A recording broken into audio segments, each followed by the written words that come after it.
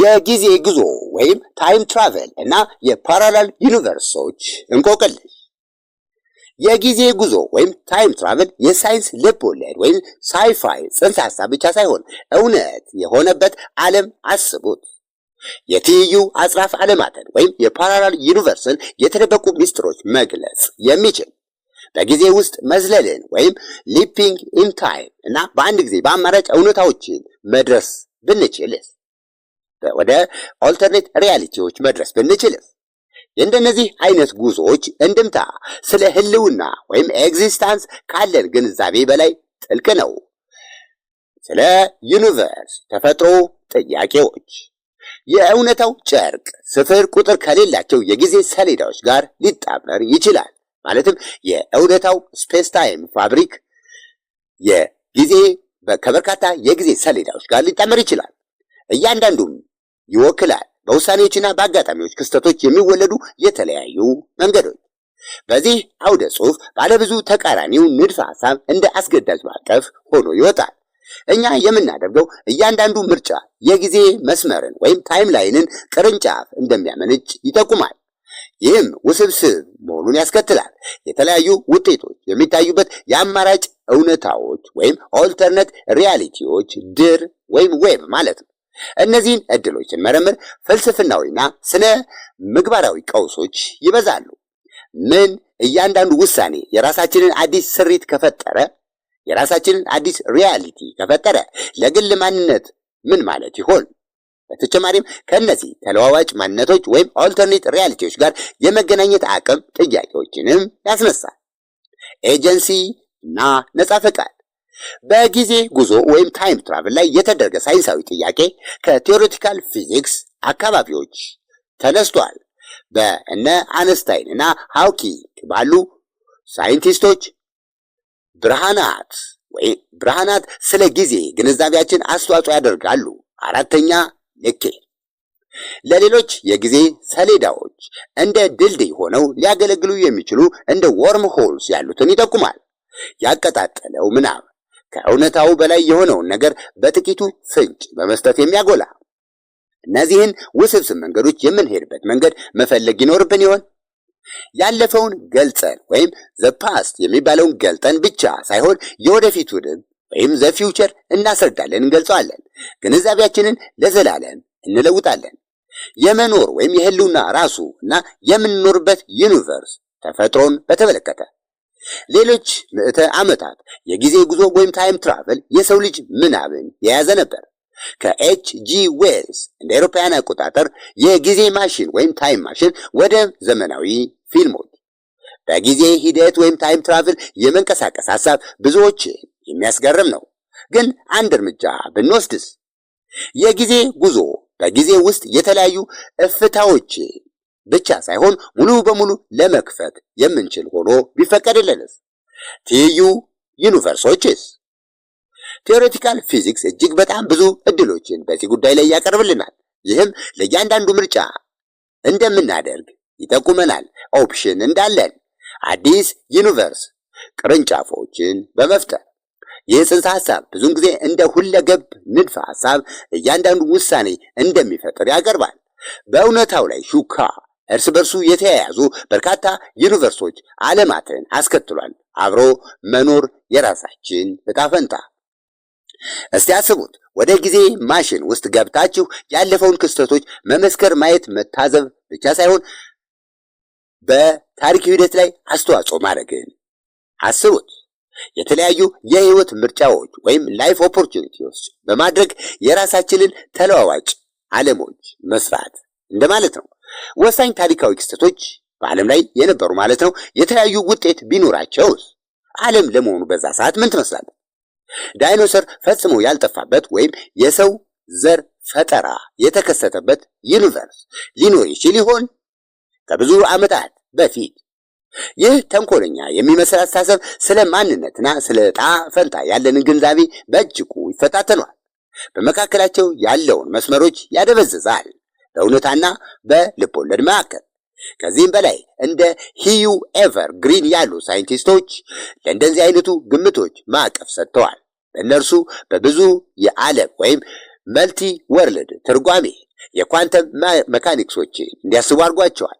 የጽንሰ ሐሳብ የኳንተም ክስተት ሁሉም እውነት ሊሆኑ የሚችሉ ውጤቶችን በእርግጥ እንደሚከሰቱ ያሳያል። እያንዳንዱም መፈልፈል የራሱን ዩኒቨርስ መፍጠር። በዚህ ፓራዳይም ውስጥ የጊዜ ጉዞን እንድምታ ማጤን የማወቅ ጉጉታችንን ያባብሰዋል፣ ግን ጥልቅ የህልውና ጥያቄዎችን እንድንጠይቅ ይጋብዛል።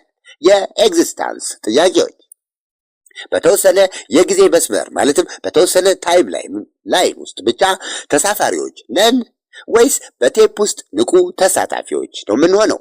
ማለቂያ የሌላቸው እውነታዎችስ? እነዚህን ሐሳቦች ስንመረምር ራሳችንን በሳይንስ በፍልስፍና እና የራሳችንን ጥልቅ ምኞት የመኖር ተፈጥሮን ለመረዳት እንገደዳለን። ትይዩ ዩኒቨርሶች ዓለማትን የሚገልጽበት የጊዜ ጉዞ አቅምን ለመረዳት መልቲቨርስን መመርመር አለብን። የመልቲቨርስ ጽንሰ ሐሳብን ይህ ንድፈ ሐሳብ ዩኒቨርሱ ወይም ዓለማችን አንድ ብቻ እንደሆነ ነው የሚጠቁመን። እያንዳንዱ ውሳኔ ማለትም በግለሰብ ደረጃ በህይወት የምንወስናቸው እያንዳንዳቸው ውሳኔዎች፣ እያንዳንዱ ሐሳብ የተለያዩ እውነታዎችን ወይም የተለያዩ ሪያሊቲዎችን ይፈጥራሉ። እያንዳንዱ የየራሳችንን ውሳኔ እና ዓለም ይፈጥራሉ እና ሌሎች በጣም የተለያዩ ተጨማሪ በርካታ ነገሮች። የጊዜ ጉዞ ከተቻለ ግለሰቦች እነዚህን የተለያዩ የዩኒቨርስ ዓለማት ሊያቋርጡ ይችሉ ነበር። በዓለም ውስጥ ባለው የህይወት ልዩነቶች ላይ ብርሃን በመፈንጠቅ የብዝሃ ጽንሰ ሐሳብ ማለትም የመልቲቨርስ ጽንሰ ሐሳብ ብዙ ዓለማትን ጨምሮ ወደ ብዙ ትርጉሞች ይንሰራፋል። እያንዳንዱ የኳንተም ውሳኔ እንደሚመራው የሚጠቁመው የኳንተም ሜካኒክስ ትርጓሜ አዲስ ዩኒቨርስ ለመፍጠር ያስችላል። ይህ የሚያመለክተው እያንዳንዱ ጊዜ ሊሆኑ የሚችሉ እውነታዎች የሚለያዩበት መንገድ መሆኑን ነው። በእያንዳንዳቸው በእነዚህ ዩኒቨርሶች ውስጥ ሊገለጥ የሚችለው የህልውና ወይም የኤግዚስታንስ ብልጽግና አስቡት። አንድ ሰው ወደ አስደናቂ የህይወት ጎዳና የሚመሩ የራሳቸው ስሪት እና ህግጋት ያሉባቸውን ዓለማት ሊያጋጥመው ይችላል። በምርጫው ተፈጥሮና በውጤቱ ላይ እድሎችና ነጸብራቆች ይንጸባረቃሉ። በተጨማሪም ከትይዩ ዩኒቨርስ ወይም ከትይዩ ዓለማት ጋር በተያያዘ የጊዜ ጉዞ እንድምታው በጥልቅ ወደ ውስጥ የሚገባ ይሆናል። ስለ ማንነት ወይም አይደንቲቲ እና ስለ ዕጣ ፈንታ ፍልስፍናዊ ጥያቄዎችን በማስነሳት ተጓዡ ማለትም የጊዜ ተጓዡ ወደ ሌላ ዩኒቨርስ ሲገባ ተመሳሳይ ሰው ሆኖ ይቆይ ይሆን? በተለያዩ ልምዶችና ታሪኮች ላይስ ምን ሚና ይኖረዋል? በትይዩ ዩኒቨርሶች ውስጥ ያሉ ክስተቶች ላይ ተጽዕኖ የሚያሳድሩ የስነ ምግባር ልኬቶች ወይም ግምቶች ይኖራሉ። ድርጊቶች ሊፈጠሩ ስለሚችሉ የሞገድ ውጤቶች አዳዲስ እውነታዎች ወይም ሪያሊቲዎችን ሊቀርጹ ይችላሉ። በተጨማሪም ትይዩ ዩኒቨርሶችን ማሰስ ሳይንቲስቶች መፍትሄ ያልተገኘበትን ግንዛቤ እንዲሰጣቸው ያስችላቸዋል። እንደ ጨለማ ማተር ወይም ዳርክ ማተር ያሉ ጥያቄዎችና ፊዚክስ እና የጠፈር ስፔስ ታይም። እነዚህን የተለያዩ እውነታዎች በመረዳት ድንበሮችን እንደገና መወሰን ብቻ አልቻልንም። የሰው ልምድ ነገር ግን የህልውናውን ምስጢር ራሱ ይከፍታል። የጊዜ ጉዞ ፍለጋ ጀብዱ ፍለጋ ብቻ ሳይሆን ማረጋገጫ ሊሆንም ይችላል። ሰላም ጤና ይስጥልን ወደ አስትሮ ቻናል ቤተሰቦችና የፕሮግራማችን ተከታታዮች እንዴት አላችሁ? በያላችሁበት ሆናችሁ የእግዚአብሔር ሰላም ይድረሳችሁ እንላለን። እየተከታተላችሁት ያለውና የምናቀርብላችሁ በታይም ትራቨል እና በፓራላል ዩኒቨርሶች ዙሪያ የሚያጠነጥን የቪዲዮ መረጃ ነው። ቪዲዮአችን ከተመቻችሁ ላይክ እና ሼር በማድረግ አጋሩት። እንዲሁም ቻናላችንን ሰብስክራይብ በማድረግ ቤተሰቡን ተቀላቀሉ ለማለት እንወዳለን። መልካም ቆይታ ከቀሪው የቪዲዮአችን ክፍል ጋር። ተለዋዋጭ ማንነታችንን ወይም ኦልተርኔት ሪያሊቲያችንን መጋፈጥ ትልቅ ግርግር እንጂ ሌላ አይሆንም። ስለ መኖር ወይም ስለ ኤግዚስታንስ ያለን ግንዛቤን በተመለከተ ማን እንደሆንን በማንጸባረቅ ፊት ስንቆም የሚነሱ ስሜቶች ከሁሉም ወደ ህልውና ስጋት ወይም አይደንቲቲ ክራይስ፣ ኤግዚስታንሻል ክራይስ ሊደርስ ወይም ሊቃረብ ይችላል። ወደ ሙሉ ለሙሉ የሚያመሩ በጣም የተለያዩ ምርጫዎች ያደረጉ የራሳችንን ስሪቶች እናገኛቸዋለን። ምናልባት በአንድ ዩኒቨርስ ሰማይ ውስጥ ያመለጠዎትን እድል ወደ ጀብዱ ህይወት ሊለውጡት ይችላሉ።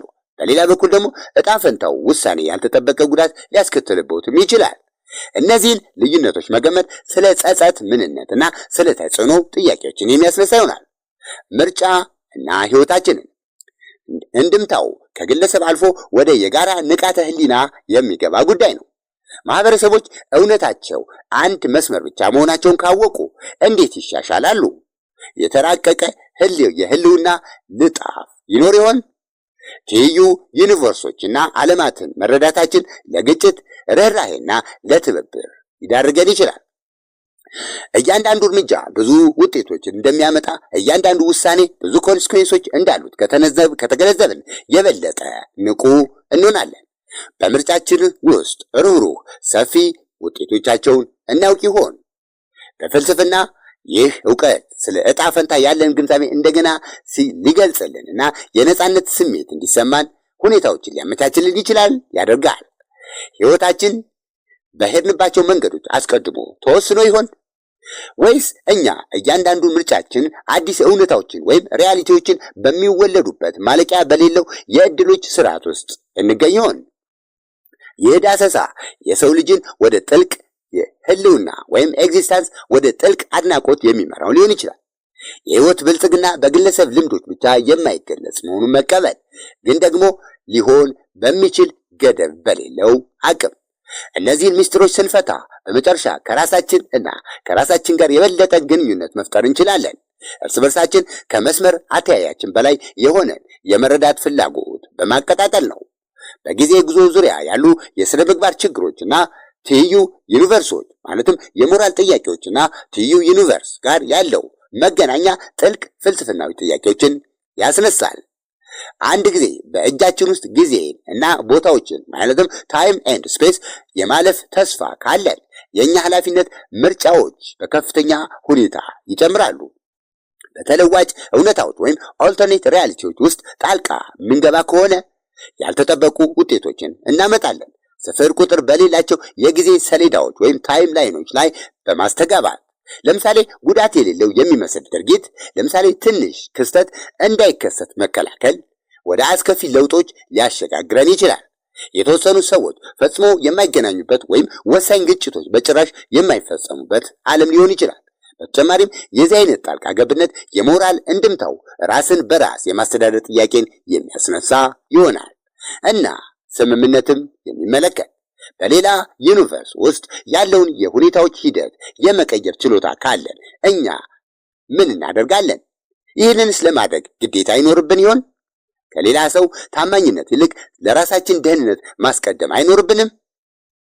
የትኞቹ የጊዜ ገደቦች ወይም ታይም ሊሚቴሽኖች ለጣልቃ ገብነት ብቁ እንደሚሆኑ የሚወስነው ማን ነው የሚለው ስጋትም አለ። በተጨማሪ መንግስታት፣ ድርጅታዊ አካላት ወይም አጭበርባሪ ግለሰቦች እንደነዚህ አይነት ኃይልስ ሊጠቀሙበት ይችሉስ ይሆን? ማህበረ ኢኮኖሚያዊ ልዩነቶችን በማባባስ ወይም በብዝሃነት ላይ ወደ ስልጣን ቁጥጥር የሚያመራ ጉዞ ሊሆን ይችል ይሆን? ይህ ግራ መጋባት ከስነ ምግባር ወይም ከኤቲክስ እና ፍልስፍና ጋር የሚገናኝ ነው። እንደ ተጠቃሚነት ያሉ ጽንሰ ሐሳቦችን እንድንመለከት ይጋብዙናል። ከዲኦንቶሎጂካል ስነ ምግባር ጋር በመቃረን ትልቁን መልካም ነገር ከምግባራችን ትክክለኛነት ወይም ስህተት ጋር ማመዛዘን አለብን። ብዝሃነትን በምንመረምርበት ጊዜ የስነ ምግባር ወይም የኢቲክስ ማዕቀፎችን ማሻሻል አለብን። ስለኛ ንግግር የሆነ ነገር ያዳብራሉ። ለራሳችን ብቻ ሳይሆን ለቁጥር የሚታክቱ የሰው ልጅ አይነቱ ዝርያ አይነቶችን ኃላፊነቶችን በአንድ ጊዜ እንድንወስድ ያደርጋሉ። እነዚህን አጣብቂኝ ሁኔታዎች ለማሰስ የሚወስደው መንገድ በመረጃ የተደገፈ የጋራ የሞራል ኮምፓስ ያስፈልገዋል።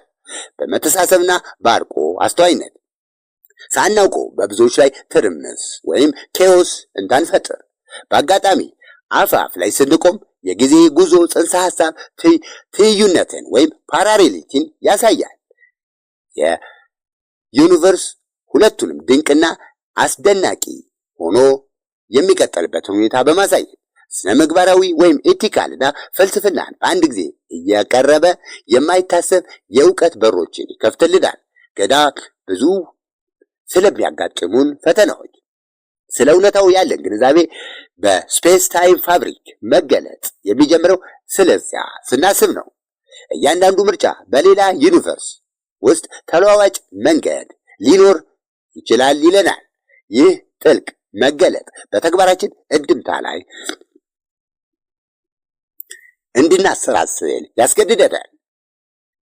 በትይዩ ዓለማት ወይም በፓራላል ዓለማት ውጤቶችን ማሰስ እንደምንችል ብናውቅ ውሳኔዎቻችን እንዴት ይቀየራሉ? ከዚህም በላይ በጊዜ እና በንቃተ ህሊና መካከል ያለው ግንኙነት ቦታችንን ወይም ሚናችንን እንድናሰላስል ይጋብዘናል። በኮዝሞ ውስጥ ተራ ተራማጅ ተሳፋሪዎች ነን በኮዝሞ ውስጥ ወይስ የጊዜ ገደቦችን አውቆ የማቋረጥ ችሎታ ያለን ፍጡራን እንሆናለን? የሳይንሳዊ ጥያቄን ከጥልቅ የፍልስፍና ጥያቄዎች ጋር መቀላቀል የእኛን አእምሮ የሚያበለጽግ ይሆናል። ግንዛቤያችንን የህልውና ፍለጋችንን የሚያበረታታ ምናልባት የጊዜ ጉዞ ያለፈውን መጎብኘት ወይም የወደፊቱን ማየት ብቻ ላይሆንም ይችላል። ምርጫችን መዘዝን እና ምንነትን እንድንረዳ የሚያስችለን ይሆናል። ይህም ጉዞ ስናጠናቀቅ የጊዜ ጉዞ መጓጓቱ እንዲሁ ስር የሰደደ እንዳልሆነ ግልጽ ያደርግልናል። በቴክኖሎጂ ውስጥ GY ሊያመቻች ይችላል፣ ነገር ግን በጥልቅ ነጸብራቅ ውስጥም ጭምር የሚል ጥያቄ አቅርቧል። የማናውቀውን እንድንቀበል የሚጋብዘንን የእውቀትን ፍለጋ በማስፋፋት በባለ ብዙ ቨርስ ወይም በርካታ ዩኒቨርሶች ታላቅ ልጣፍ ታሪኮቻችን እርስ በርስ የተያያዙ ናቸው። እያንዳንዱ ምርጫ በጊዜ ጨርቅ ወይም ስፔስ ታይም ፋብሪክ ውስጥ ክር መሸፈን እንደማለት ይሆናል። ወደ ክብነት ስንመለከት ወይም ወደ ሰርኩላሪቲ ስንመለስ ከዚያ ኮስሞስ ውስጥ የተቀመጠ መስታወት እናገኛለን። በማንኛውም እውነታ ውስጥ እንድንሆን በማንኛውም ሪያሊቲ ውስጥ እንድንሆን የታሰበን የማንነት ፍሬ ነገር ነው። ስለዚህ ለመተቃቀፍ በተዘጋጀ የማወቅ ጉጉት እና ትህትና ስሜት ወደፊት